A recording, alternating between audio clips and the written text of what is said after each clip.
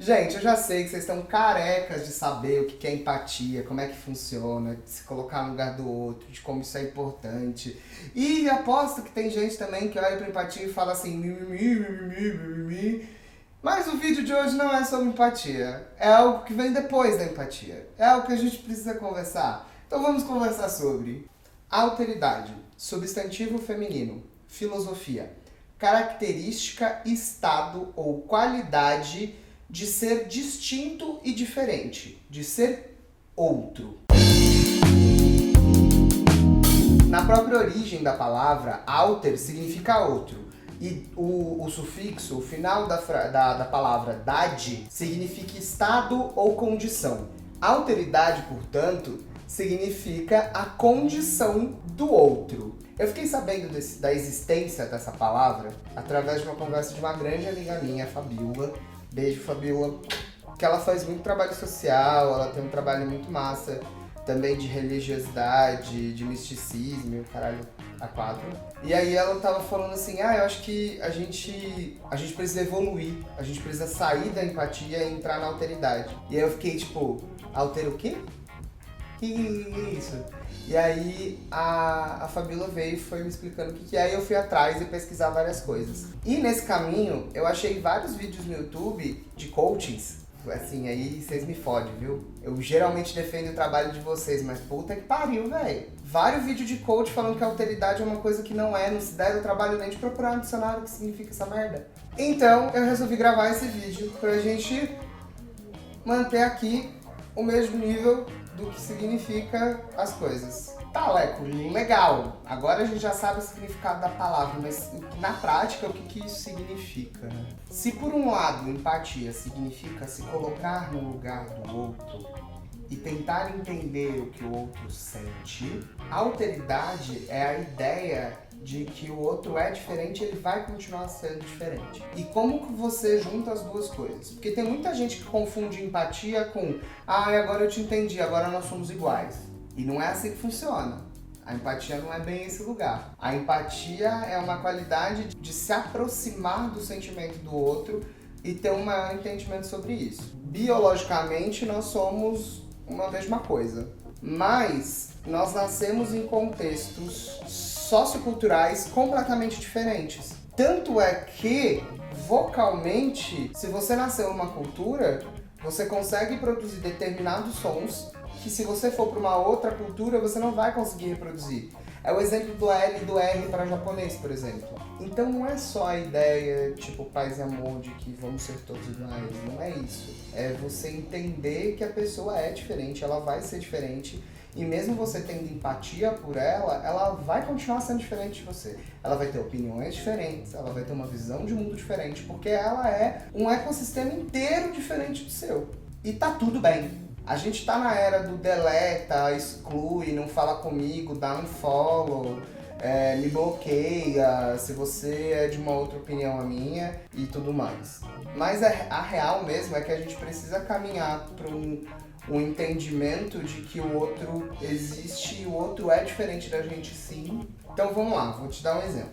Chega os portugueses civilizados, chega aqui e fala assim, meu Deus, essa terra de pessoas promíscuas, aqui é o inferno, olha só, pessoas peladas, a gente tem que corrigir isso. Aí o que eles fazem? Eles trazem os jesuítas pra cá, escravizam os índios, dá-lhe catequese nos índios, porque aí os índios agora vão aprender a existir na lei de Deus. Aprender a sexualizar o corpo, que eles não sexualizavam. Aprender a sexualizar o corpo que não era sexualizado, que era um corpo livre, que era um corpo não colonizado. Só que aí a ideia social, a ideia de sociedade europeia exigia a existência de roupa. Não houve a alteridade por parte dos portugueses de entender que aquele era o contexto cultural daquele grupo específico. Essa é uma visão etnocêntrica.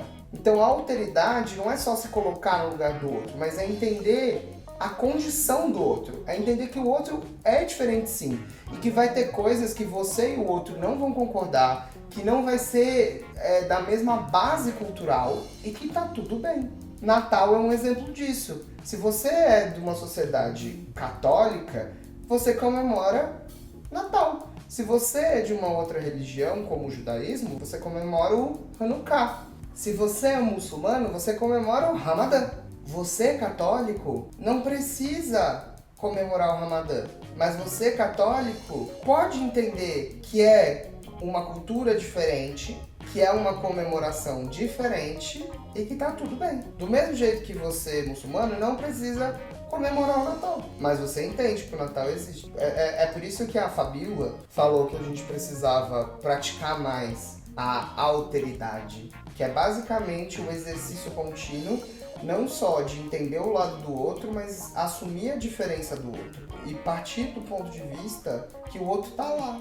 E quando você faz esse exercício de olhar o outro e assumir a diferença do outro, entender o contexto do outro, você quebra a barreira do eu. Você deixa de olhar o mundo através do ego apenas. E você começa a enxergar o mundo e assumindo as diferenças e os diferentes contextos. Toda essa polarização política que a gente vive hoje, ela não faz sentido. Isso significa que a gente deve olhar para as pessoas opressoras e fazer: ah, tá tudo bem, você é opressora mesmo, continua, eu tenho alteridade, eu consigo entender que você é opressora, então continua aí oprimindo aí que tá tudo bem.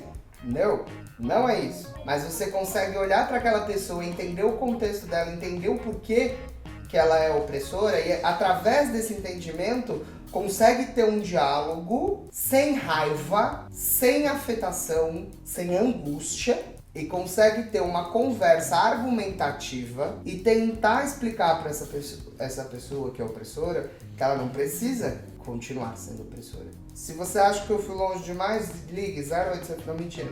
Recapitulando então, o outro existe, ele é diferente de mim, eu tenho empatia por ele, logo eu exercito alteridade com relação ao outro e à subjetividade do outro. E essa relação é onde as coisas começam a acontecer. Pensa nas comidas, gente.